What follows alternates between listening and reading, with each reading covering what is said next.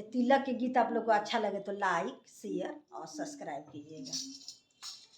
ए जी सुन ले कि सारा करेला नौकरी, ए जी सुन ले कि सारा करेला नौकरी, उनकर आंगन में देखब कमाई सगरी, उनकर आंगन में देखब कमाई सगरी।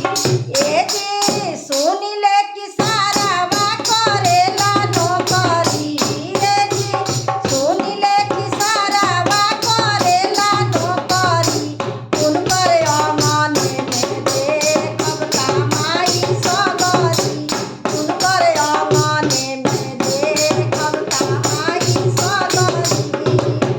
फ्रिज चढ़वले सरवा कूलर चढ़वले हो, फ्रिज चढ़वले सरवा कूलर चढ़वले हो।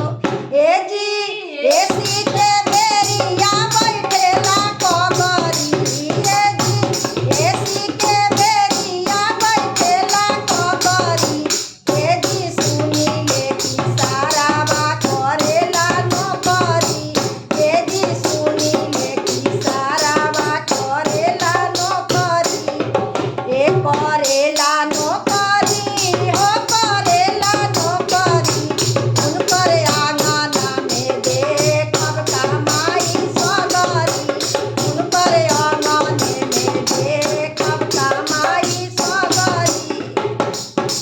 बर्तन चढ़ावे सरवा कुकर से चढ़ावेला, बर्तन चढ़ावे सरवा कुकर से चढ़ावेला। कुल्हा चढ़ावे पर बैठेला कगरी, ए जी कुल्हा चढ़ावे पे बैठेला कगरी। ए जी सुनी ले कि सारा करेला नौकरी, ए जी सुनी ले कि सारा करेला नौकरी, ए जी सुनी ले कि सारा करेला नौकरी, उनकर आंगन में देखब कमाई सगरी, उनकर आंगन में देखब कमाई सगरी।